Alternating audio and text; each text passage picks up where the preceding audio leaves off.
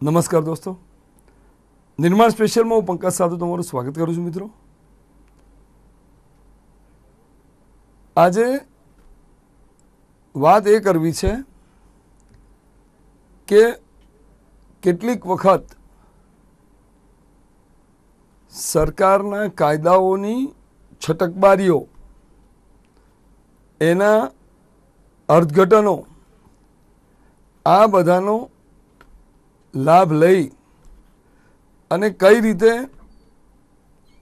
કોઈ એક ચોક્કસ મિલકત, જમીનને હસ્તગત કરવા માટે પ્રયાસ હાથ ધરાતો હોય છે અને એના માટે કેટલું બધું રાજકારણ રમાતું હોય છે. અમને ગયા સપ્તાહે માહિતી મળી કે અમદાવાદની નજીક આવેલા કોટેશ્વર ગામમાં અમૂલ ડેરીની પાછળ આવેલી જમીનોની માપણી શરૂ થઈને જેના કારણે ગ્રામજનો ઉશ્કેરાયા છે. એટલે પ્રાથમિક તબક્કે અમે જોયું કે ભાઈ ગોચરની જમીન હોય અને કંઈ વેચાણ થતી હોય, કંઈ હશે ને માપણી શરૂ થઈ હશે નવેમ્બર મહિનામાં, તો અમે ગ્રામજનોની પહેલાં તો બાઇટ લીધી અને આખી ઘટનાને જાણવા માટે પ્રયાસ હાથ ધર્યો. પહેલાં ગ્રામજનોની જે વાત છે સાંભળી લો, પછી હું તમને અમે જે સંશોધન કર્યા જ્યાં સુધી પહોંચ્યા એની વાત પછી કરું. પહેલાં ગ્રામજનોની વાત સાંભળો કે આ જગ્યાને બારોબાર વેચવાની તજવીજ હાથ ધરાતી હોય એવું જાણવા મળ્યું છે, જેના અનુસંધાનમાં અમે લેખિતમાં પણ સરકારને રજૂઆત કરીએ છીએ. તેમ છતાંય આ લોકોને કોઈ અસર થતી નથી. અને જો આવું કંઈક થાય તો આટલા બધા ગામના પશુઓનું શું થાય, પશુપાલકોનું શું થાય? અમારા તો અસ્તિત્વનો સવાલ આવીને ઊભો થાય. તો એના માટે અમે સરકારશ્રીને નમ્ર અપીલ કરીએ છીએ કે આ જે સર્વે નંબર 151 છે એ સરકારશ્રી જ રહે અને એની સામે સરકાર પણ અમારા વિરોધની નોંધ લઈ અને એને આગળનું કામકાજ કરે ગામ હિત માટે. એમ જમીન બાબતે અમે ગૌચરમાં વસાવટ કરીએ છીએ. કેટલું જૂની ગૌચરો થાય? લગભગ તો આજે 100 વર્ષથી અમારી 3 પેઢી ઉપર જતું રહ્યું. ગૌચરમાં તકલીફ પડે ને, હજુ 151માં જતું રહે તો અમારે ક્યાં વધારે અમારે જવાનું. એટલે સમસ્યામાં એવું છે કે કારણ કે વર્ષોથી 100 વર્ષથી અહીં જૂના રહેણાંક છે ગૌચરમાં, બરાબર. આમાં પશુપાલનથી ગુજારણ કરે અને બધા માણસો, લગભગ અમારા 200-250 માણસોનો પરિવાર છે, 20-21 મકાનનો, બરાબર. તો એ પ્રોબ્લેમ એમ થાય કે અહીંયાથી ના કોઈ બી ખરીદે ને આ તે થાય, ગૌચરનું આ થાય તો પછી અમારે મુશ્કેલીમાં, તકલીફમાં આવી જઈએ, બરાબર. દાદા અમારા પરદાદા અહીંથી વર્ષોથી રહે, બરાબર. એવા સૂત્રો દ્વારા કહેવામાં આવ્યું કે અહીં તમારે જમીન ખાલી કરી દો, અહીં કેટલા વર્ષોથી રહો. અમે જઈ ક્યાં, અમારો ગુજારો થાય ક્યાં? મને કયા ગામને ક્યાં ખાલી કરવા અમારી જમીન અમે તો ભલે કોઈને પૂછ્યું, અમે છાપરા બનાવેલા એટલે આ ધરા લોકો દિવાળી છે, જિલ્લાવાર ગાયું ભેંસું રાખી છે વગર પેલે. કઈ રીતે ગુજરાન ચાલે છે? એમનું ગુજરાન ચાલે અમારું, બીજું કંઈ ન મળે અમારે. ખેતી વાડી કંઈ છે. અને આ મારા 2 ઘર છે સાહેબ, હું એક જ છું મોટો. આમાં મને 100 વાર થઈ ગયા થયા મારો જન્મ અહીંયા હતો આ જગ્યામાં. અને અમારા એકોકાને 2-3 છોકરા છે, એમ કરીને આખો નહીં હોય તો 300 તો હશે તમારી વસ્તી. તો અમારે બધાને રહેણાંક ક્યાં કરવાનું? તો આ ખરાબવાની જગ્યા કે જાય તો અમારે શું કરવાનું? અમે જો બંગલાનું કામ કરીને પેટ ભરી, અમે વર્ષોથી રહી. અમે જઈ ક્યાં? અમારા બચ્ચા છોકરા ભણાવવાનું બધું અમે સરકારને નિહાળી, અહીંયા અમે ભણાવી. બીજે જઈ અમે ક્યાં જઈશું? જમીન બાબતે અમે 105 વર્ષથી અહીં રહી છીએ, આજ સુધી કોઈ આવ્યું નથી. અમે અહીંયા કણે અમારું રહેણાંક છે. અમારી આ 3જી પેઢી આવી, 3જી પેઢીએથી અત્યારે કેસે જાય છે. આ ગૌશાળાની જગ્યા છે તો અમે હવે જઈ જ્યાં 151 નંબર, 152 ને 13 નંબર. જે 13 નંબર 152 નંબર છે એક તલાવડી છે, એક ગાયો ભેંસોને 4 પાણી પીવા માટે. અને 151 નંબર એ અમારે અત્યારે ભરવાડના ગામના ભરવાડ લોકો રહે છે, એમને ગાયો ચારવા માટે. જો કે અમે ભેંસો જ રાખીએ છીએ, અમે પશુપાલનનો ધંધો કરીએ, તો અમારે આ સરકારને અમુક ઇસમો દ્વારા જમીન જો જપ્ત કરે તો અમારે ભેંસો ઢોરા ગાયો ચારવા ક્યાં જવાનું? ઇસમો દ્વારા વેચાણ ચાલી રહ્યું છે. અમારે જાણવામાં આવ્યું, એટલે અમે આ વિરોધ કરીએ છીએ. અમારા ગોચરની જમીન બાબતે વાતો મળી રહી છે 2 વર્ષથી કે વેચાઈ જાય છે, બીજે દે જાય છે. તો અમારા ઢોરનું શું થાય, ગાયો ભેંસોનું?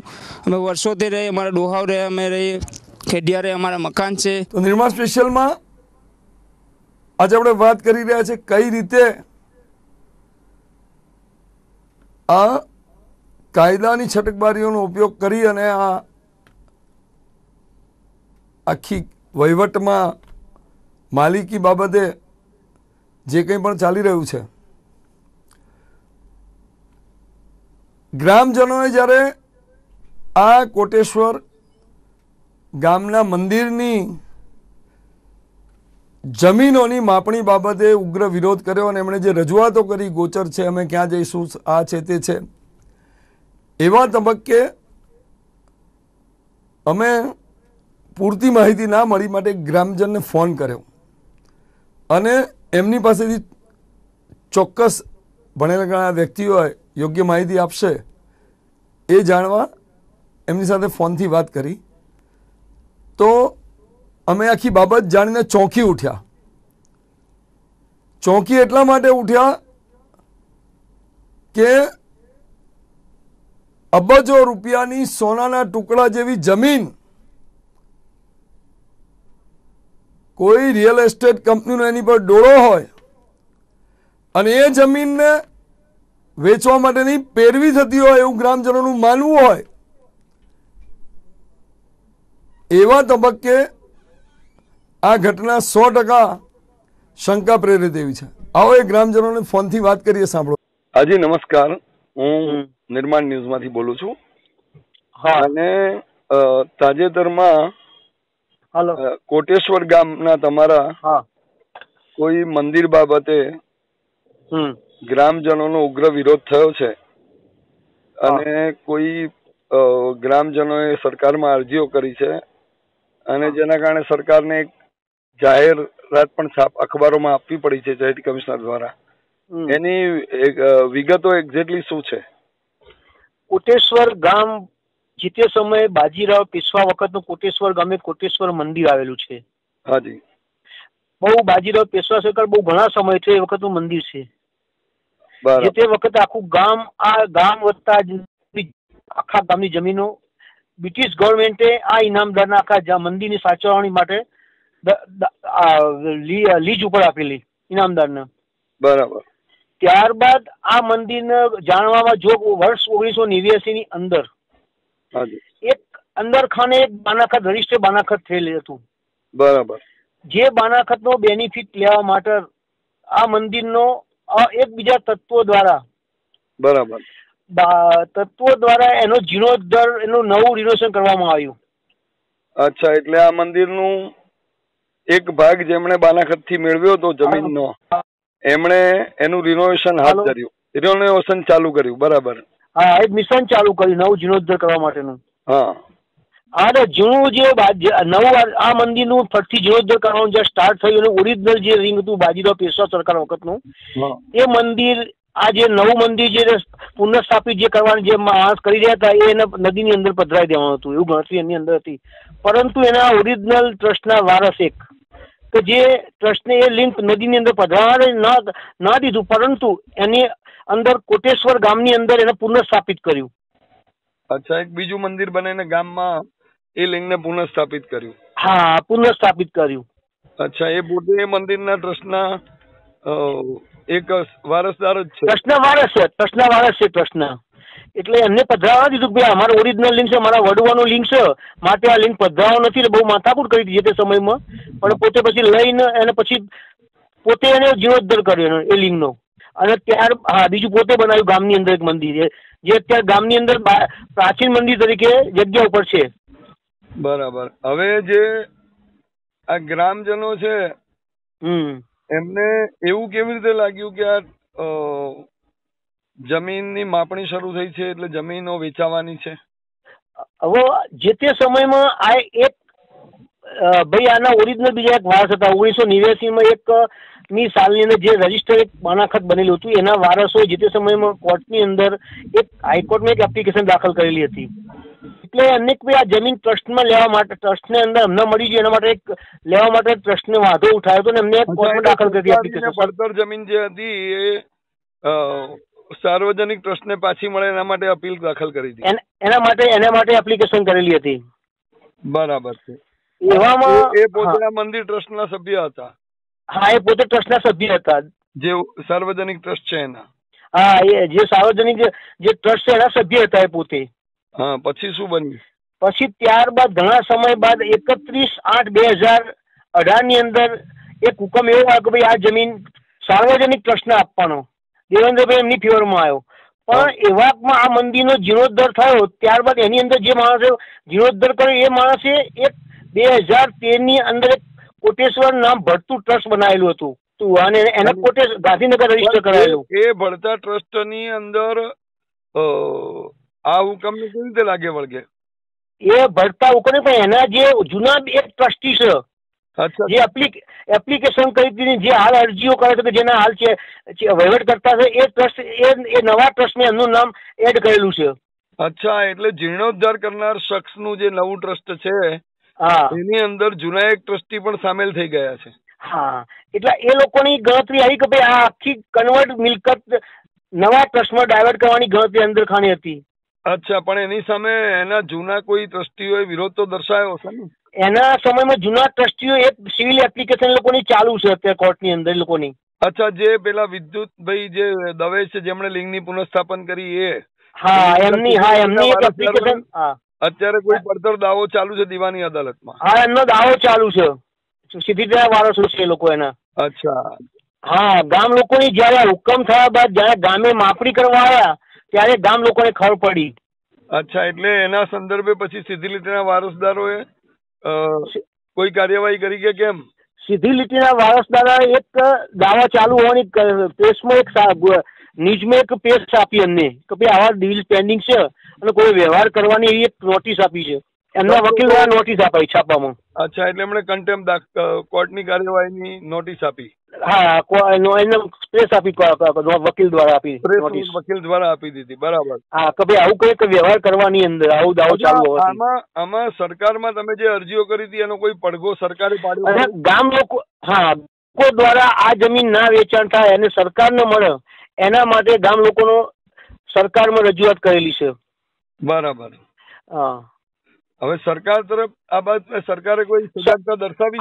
આ બાજુ સરકાર દ્વારા હમણાં 21 નવેમ્બરે એક હુકમ એવો કરવામાં આવ્યો છે કે ભાઈ અને 22 નવેમ્બરે કે ભાઈ આવી કોઈ જમીન હોય ચેરિટી કમિશનર દ્વારા તો ભાઈ ટ્રસ્ટનું કોઈ ચેરિટી વહીવટકર્તાનું નામ ના રહે પણ જે ટ્રસ્ટ હોય એનું જ નામ રહે એવો સરકારના સૂચના આપી છે. અને સરકાર પણ આ બારામાં બહુ જાગૃત છે. ટ્રસ્ટીનું નામ દાખલ નહીં કરવા પણ જે ટ્રસ્ટના હોય ટ્રસ્ટનું નામ રાખવું. આ હુકમના આધારે સાર્વજનિક ટ્રસ્ટનું નામ દાખલ કરવા બાબતે તમે કોઈ કાર્યવાહી હાથ કરી ધરી છે કે કેમ? હા, આ હુકમના આધારે ગામ લોકો રજૂઆત કરી સરકારને. સરકારને રજૂઆત કરી? હા, સરકાર બી જાગૃત થઈ ગઈ છે આ બારામાં. સરકાર જાગૃત છે એટલે તમને શ્રદ્ધા છે કે સરકાર આવા સોદાને રોકશે? હા, આવા કોઈ અસામાયિક તત્વો જે સોદો કરે છે એની અંદર સરકાર પણ ધ્યાન રાખી એના પાછળની કાર્યવાહી કરી અને રોકશે. અને કોટેશ્વર ગામની આ જમીન બાબતે આ ફોન કર્યા પછી અમને થયું કે આ બાબતે એ ખરેખર મંદિરે જઈએ માહિતી લેવા પ્રયાસ કરીએ ત્યારે આપણને ખબર પડે કે ઘટના શું છે અને ગ્રામજનો શા માટે ઉશ્કેરાયેલા છે. અમે કોટેશ્વર ગામમાં પહોંચ્યા. ખરેખર પેલા ભાઈના કહેવા પ્રમાણે ગામમાં 2 કોટેશ્વર મહાદેવ હતા. એક જૂનું શિવલિંગ પ્રસ્થાપિત થયેલું નાનકડું કોટેશ્વર મહાદેવનું મંદિર પ્રાચીન શિવલિંગવાળું અને એક નદીના કિનારા તરફ જ્યાં જૂનું શિવલિંગ હતું ત્યાં નવું શિવલિંગ સ્થાપિત કરી અને જીર્ણોદ્ધાર કરાયેલું ભવ્ય મંદિર. પણ ત્યાં સન્નાટો હતો કારણ કે અમને ખબર પડી 12 વાગે મંદિર બંધ થઈ જાય. જીર્ણોદ્ધાર થયેલા મંદિરમાં કેટલાક નિયમો થઈ ગયા દર્શનના મહાદેવની પૂજા માટે ધીમે ધીમે ગ્રામજનોને ત્યાં જવાનું ઓછું થતું ગયું. હવે આની આખી વિગત હું તમને દર્શાવું પેલા સ્થળ પર હું તમને પ્રાથમિક પરિચય આપી દઉં અને પછી આખી વિગત દર્શાવું. આખી ઘટનાની વિગતો એવી છે કે એક જમાનામાં કોટેશ્વર મહાદેવ મંદિરની આખા કોટેશ્વર ગામની આસપાસ જમીનો હતી. આ કોટેશ્વર મહાદેવનું જે મંદિર છે મારી બરાબર પાછળના બાજુમાં દેખાય છે, આ મંદિરની જમીનોની માલિકી જેમની હતી, જે માલિકોનું ટ્રસ્ટ હતું, એ લોકો ગામની કોટેશ્વર ગામની જમીનો છે એ જમીનો પર મહાદેવ મંદિર ટ્રસ્ટનો, જેનું નામ છે કોટેશ્વર મહાદેવ સાર્વજનિક ટ્રસ્ટ, એ સાર્વજનિક ટ્રસ્ટનો એ જમીનો પર કબજો હતો. વખતો વખત જતાં એ જમીનો ઉપયોગમાં ના લેવાતા પડતર જમીન, ખરાબાની જમીન બની ગઈ. અને ખરાબાની જમીન બની પછી એક જમીનનો એક ભાગમાં ગામની તળાવડી બની ગઈ અને બાકીની પડતર જમીન તરીકે સરકારી ચોપડે એનું નામ બદલાઈ ગયું. મહાદેવ ટ્રસ્ટની જમીનના બદલે પડતર જમીનમાં આવી ગઈ. સમસ્યા એ છે કે એ પડતર જમીન પર હાલમાં ગોચર વસી ગયું, એક જગ્યાએ તળાવડી બની ગઈ. અચાનક જ આ જમીનો માટે અહીંયા બનેલા એક નવા ટ્રસ્ટ દ્વારા ગામમાં જમીન માપણીની શરૂઆત કરવામાં આવી કે કેટલી જમીનો છે કોટેશ્વર મહાદેવની. ગ્રામજનોને ગ્રામ પંચાયતોનો સખત વિરોધ કર્યો, કારણ કે આ નવા ટ્રસ્ટનું નામ સાર્વજનિક ટ્રસ્ટ નહોતું.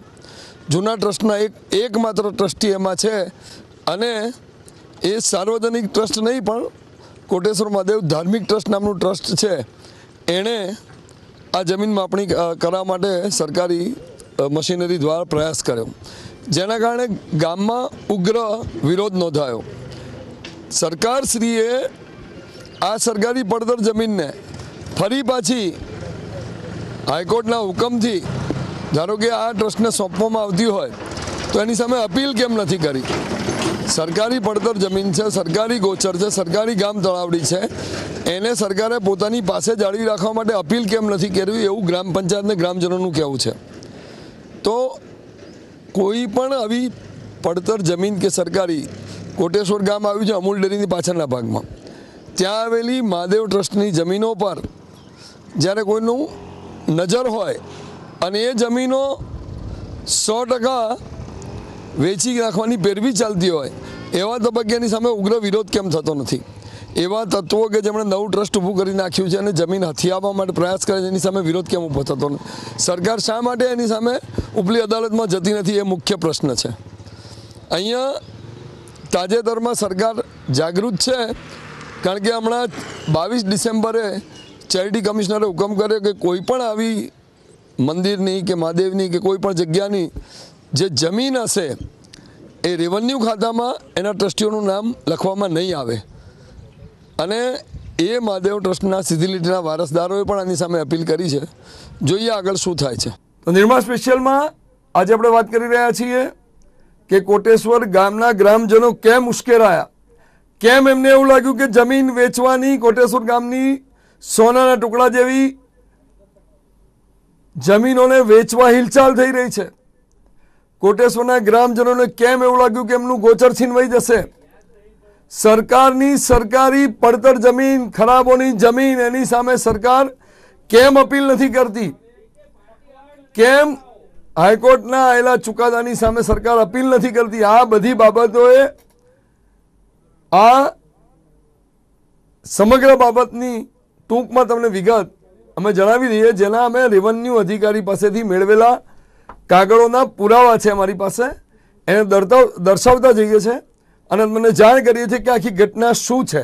આ સમગ્ર બાબતે વિગતો એવી છે કે બ્રિટિશ સરકારે કોટેશ્વર ગામ અને મંદિરને 1864માં 113 નંબરનું સનદ આપી આ સમગ્ર જમીનો સોંપી. બાજીરાવ પેશવાના વખતનું આ કોટેશ્વર મહાદેવ મંદિર પણ આ 1864ની સનદમાં સામેલ થયું.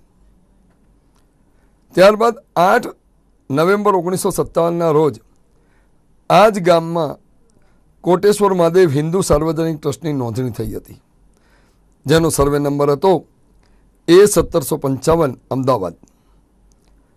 આ મંદિરની 7, 7A અને 12ના ઉતાર અનુસાર સર્વે નંબર 151, સર્વે નંબર 13 અને સર્વે નંબર 152 કે જે જૂના સર્વે નંબર છે એ નંબર અનુસારની જમીનો કોટેશ્વર મહાદેવ સાર્વજનિક ટ્રસ્ટના વહીવટ કરતા બંસીલાલ વરલાલ ઇનામદાર હતા, એમના ભાગે આવી હતી, જેમાં જૂના સર્વે નંબર 13માં 39 ગુઠા, જૂના સર્વે નંબર 152માં 14 ગુઠા અને 151માં 129 એકર અને 38 ગુઠાનો સમાવેશ થાય છે. જેમના પછી તેમના એ જમીનોમાં ખેતી કરતા ચિમનલાલ નાથાલાલ અને તેમના વારસદાર ઇનામદાર દેવેન્દ્ર ચિમનલાલ દવે હતા. પરંતુ કાળક્રમે આ જમીનો ન ખેડાવાથી પડતર બની હતી અને સરકારી ચોપડે તલાવડી, ગૌચર, ખરાબો પડતર અને કાયમી પડતર તરીકે જે તે સમયે મામલતદારના હુકમથી સરકારી બની હતી, જેની માલિકી નામદાર સરકારની બની હતી. પરંતુ આ હુકમ સામે ઇનામદાર પરિવારના વારસદાર દેવેન્દ્રભાઈ ચિમનલાલ દવેએ ગુજરાત હાઈકોર્ટમાં પડકારેલ અને યથાવત સ્થિતિ રાખવા મનાઈ હુકમ મેળવેલ. ડિસેમ્બર 2018ના 9મા મહિનાની 4 તારીખે આ બાબતે તેઓએ પોતાની ફેવરમાં ચુકાદો પણ મેળવી લીધો અને એ બાબતે હકદાર પણ બનેલ છે. હવે કોટેશ્વર ગામના રહીશોના જણાવ્યા મુજબ તેઓ આ ગામના મહાદેવને મળેલ જમીન પર આ હુકમ સામે સરકાર અપીલ કેમ નથી કરતી? વર્ષોથી જે જમીન સરકારી બની હતી, ગ્રામજનોના ગોપાલકો ગોચાર તરીકે ઉપયોગ કરતા હતા, તો સરકારને અપીલ કરવામાં શું તકલીફ છે? બીજી તરફ ગ્રામજનોનું માનવું છે કે અબજો રૂપિયાની જમીન ઉપર કોઈ રિયલ એસ્ટેટ કંપનીની નજર છે અને તેના મૂળ કોટેશ્વર મહાદેવ સાર્વજનિક ટ્રસ્ટના ટ્રસ્ટ પૈકીના એક ટ્રસ્ટી દેવેન્દ્રભાઈ ચિમનલાલ દવે સહિતના ટ્રસ્ટીઓ કે જે માત્ર વહીવટ કરતા છે એ એને વેચવા કોશિશ કરી રહ્યા છે. આ વાતનું સમર્થન કરતી એક જાહેર નોટિસ 2018ના ડિસેમ્બર માસની 21 તારીખે અખબારોમાં પ્રસિદ્ધ થઈ હતી. એનાથી એવું પ્રતિપાદિત થયું કે આ જમીનના વેચાણ બાબતે કોઈ તજવીજ હાથ ધરાઈ છે.